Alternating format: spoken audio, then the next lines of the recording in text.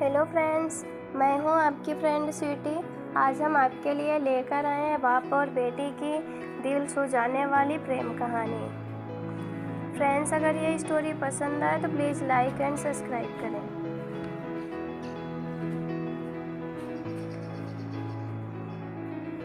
पत्नी अपने पति से कहती है, पत्नी, पता नहीं क्या हो गया है हमारी मन्नू को। कल रात को खाना भी नहीं खाया और रो रही थी। अभी सुबह जगाने के लिए गई तो फिर से रोने लगी। वजह पूछी तो बस इतना ही कहा, मुझे अकेला छोड़ दो। मुझे लगता है कि शायद उसे किसी ने प्यार में धोखा दिया है।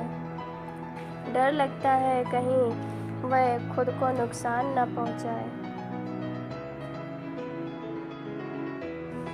पति थोड़ा खामोशी से के बाद कहता है, ठीक है, मैं देखता हूँ। इतना कहकर वह अपनी बेटी के कमरे में जाता है। बेटा, मन्नू, कैसी हो बेटा? बेटी, प्लीज़ पापा, मुझे कुछ दिनों के लिए अकेला छोड़ दो। पिता, ठीक है बेटा, मगर एक शर्त है। बेटी, बोलिए। पिता, मैं तुम्हें एक बकवास कहानी सुनाता हूँ,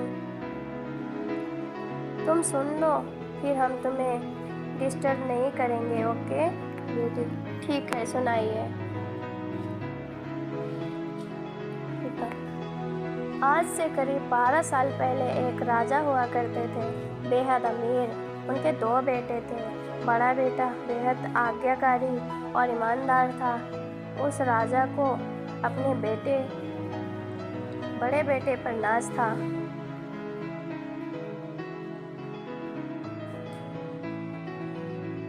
उनकी शादी एक खूबसूरत लड़की से कर दी गई।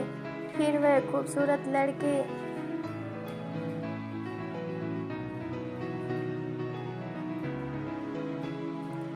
राजा की बड़ी बहू गर्भवती हुई। घर में खुशियों ही खुशियाँ छा गई, मगर राजा की जिद थी कि बेटा ही हो।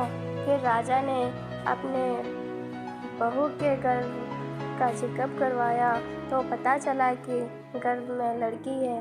राजा ने बेटे को हुक्म दिया कि लड़की को गिरा दिया जाए। आखिर बड़ा बेटा आज्ञाकारी था, न तो करेगा क्या, मगर पता नहीं उस पागल बेवकूफ़ को क्या सोचा कि 5 दिन बाद अपना राजपाट, धन दौलत, शानो शोहरत सब कुछ छोड़ के अपनी गर्भवती पत्नी को लेकर महल से गायब हो गया। सच कहूँ तो वह बड़ा बेवकूफ़ और पागल था। लोग बेटियों को बहुत समझकर गर्भ में नष्ट कर देते हैं और एक वह बेवकूफ़ पागल एक बेटी के लिए तमाम सुख सुविधाओं को ठोकर मार दिया। वह बाप की बात मानता तो आज इसकी जगह राजा होता। ना जाने वह बेटी के लिए पागल बाप ना जाने किस हाल में होगा। तभी मन्नू की माँ वहाँ आकर कहती है कि वह बेटी के लिए मन्नू वह शख्स और कोई नहीं,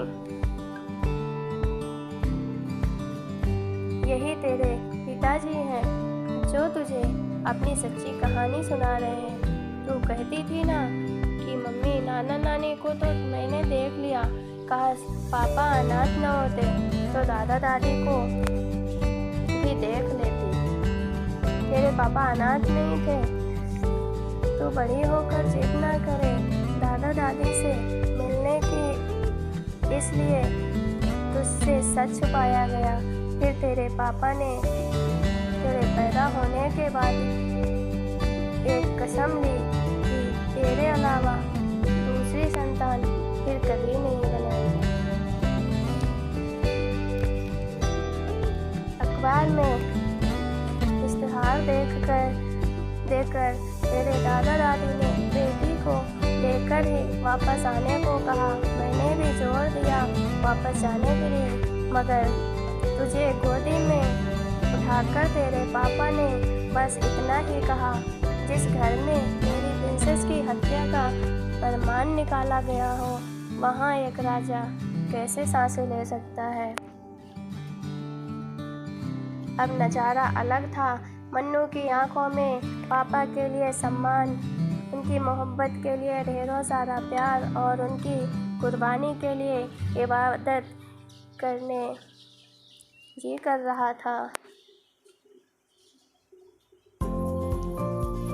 आंसू थमने का नाम नहीं ले रहे थे, मगर सब कुछ अब सिर्फ पापा के लिए था। पापा ने बस आखिरी शब्द इतना ही कहा अपनी बेटी को, मैं नहीं जानता बेटा कि दुनिया तेरे बारे में क्या सोचती है, मगर तू मेरे लिए बेहद अनमोल है। भले मैं आज कहीं का राजा नहीं रहा, मगर तू कल भी, आज भी और सदा ही मेरी प्रिंसेस ही रहेगी।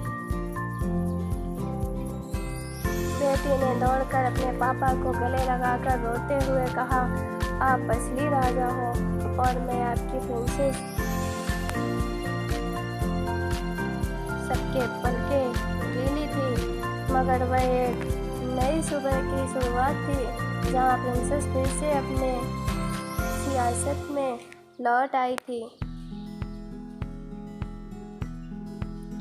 बेटियां माता पिता की जान होती हैं, उनकी आन बान और शान होती हैं। फ्रेंड्स, अगर ये स्टोरी पसंद आई हो तो प्लीज़ लाइक एंड सब्सक्राइब करें।